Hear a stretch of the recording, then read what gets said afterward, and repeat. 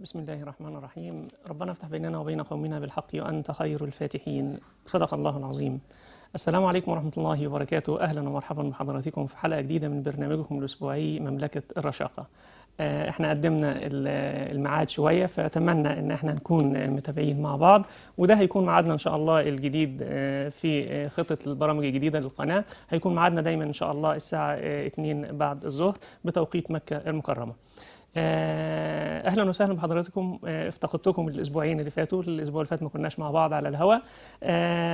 حلقه النهارده حلقه دسمه زي ما بيقولوا، بس ما بتتخنش، ما نقلقش منها.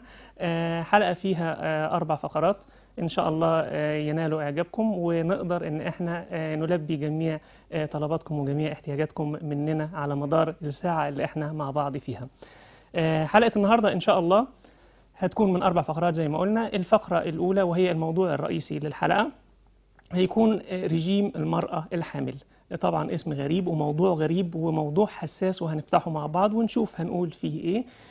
الفقرة الثانية إن شاء الله هيكون ضيف في مملكة الرشاقة، وضيفنا النهاردة إن شاء الله هيكون معانا أستاذ دكتور أحمد الجزار، أستاذ أمراض النساء والتوليد والعقم بقصر العيني جامعة القاهرة، واستشاري أطفال الأنابيب.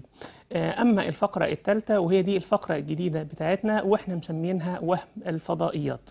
هنشوف مع بعض ايه وهم الفضائيات ونتكلم في وقتها عن الفقرة الجديدة ديت. الفقرة الرابعة معانا هي الفقرة المعتادة بتاعتنا اللي احنا بننتظرها مع بعض في آخر الحلقة، وهي كلمة في سرك. كلمة في سرك لقاء مع طب الأعشاب، ووصفة انتوا اللي طالبينها هنتكلم عليها ونشوف معانا ايه النهاردة. اسمحوا لي وكالمعتاد زي كل مرة ان احنا نستعرض مع بعض رسائلكم واتصالاتكم، وزي ما قلنا احنا بقالنا اسبوعين ما تقابلناش مع بعض على الهواء، فمعانا شويه اتصالات نشوفهم ونجاوبهم مع بعض. الاتصال الاول كان سؤال دمه خفيف قوي من استاذ خالد من الكويت. استاذ خالد من الكويت بعت لنا سؤالين. السؤال الاولاني زي ما بقول لحضرتك دمه خفيف قوي، بيسال عن البطيخ والشمام. هل يجوز ان انا اكل ثمره من البطيخ ومن الشمام بعد الغداء؟ يعني عايز ياكل بطيخه كامله او شمامه كامله بعد الغداء. استاذ خالد، البطيخ او الشمام احنا ما بنقلقش منه من ناحيه السعرات الحراريه بتاعته، ما هوش عالي قوي، ولكن طبعا مش لدرجه ان احنا ناكل بطيخه كامله او شمامه كامله. يكفي قوي طبق معقول، يعني هيكون ربع بطيخه او ربع شمام، واعتقد ان ده هيشبعك ومش هيقلقنا من ناحيه زياده الوزن. السؤال الثاني برضو الأستاذ خالد من الكويت، هل يشترط في نوم النهار أن يكون بعد الأكل بساعتين زي ما اتكلمنا على وجبة العشاء؟ لا، في نوم النهار ما بيشترطش أبدا أن هو يكون بعد الأكل بساعتين، لأن نوم النهار أيا كان أيا مدته هتكون، يعني لو طولت أو هيبقى ساعتين، وبتقوم بتمارس نشاطك مرة تانية، وبتبتدي أن أنت بتفقد سعراتك وبتحرق سعراتك الحرارية، فما بنقلقش منه قوي. فمش شرط أبدا أن هو يكون بعد الأكل بساعتين.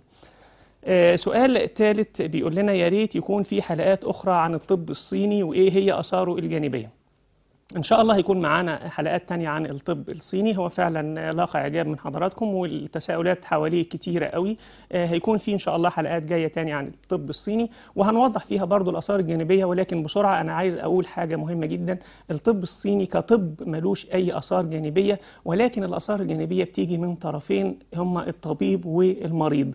إزاي هيكون للطب الصيني آثار جانبية من الطبيب ومن المريض؟ هنشوف في الحلقات بتاعته إن شاء الله.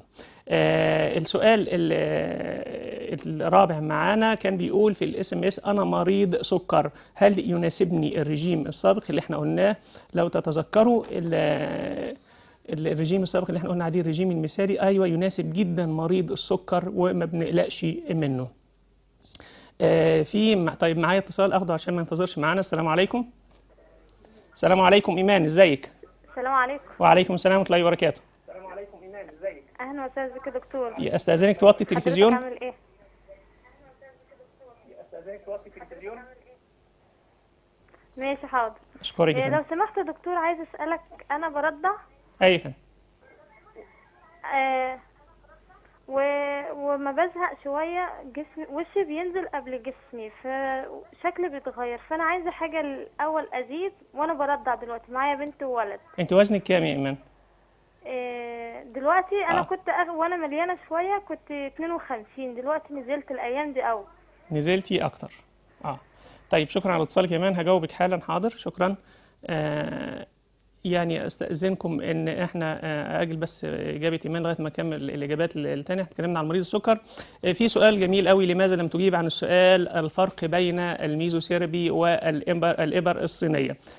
لماذا لم تجيب على السؤال الفرق بين الابر الصينيه والميزوثيرابي؟ انا جاوبت عليه، ولو تتذكروا حضراتكم كان السؤال ايه الفرق بين الابر الصينيه والميزوثيرابي من ناحيه السعر او التكلفه. احنا قلنا ان فرق شاسع جدا، الميزوثيرابي غالي شويه، الابر الصينيه ما بتكلفش عشر تكلفه الميزوثيرابي. واتكلمنا على ان الميزوثيرابي ما بيناسبش كل الحالات وما بيناسبش الاوفر ويت قوي او الاوزان الثقيله قوي، وهنقول نعمل حلقات عن الميزوثيرابي ونقول هيناسب مين وازاي بيشتغل وبنشتغل بيه ازاي وبيجيب نتائج ازاي. كل الكلام ده هيجي ان شاء الله في وقته في حلقه خاصه.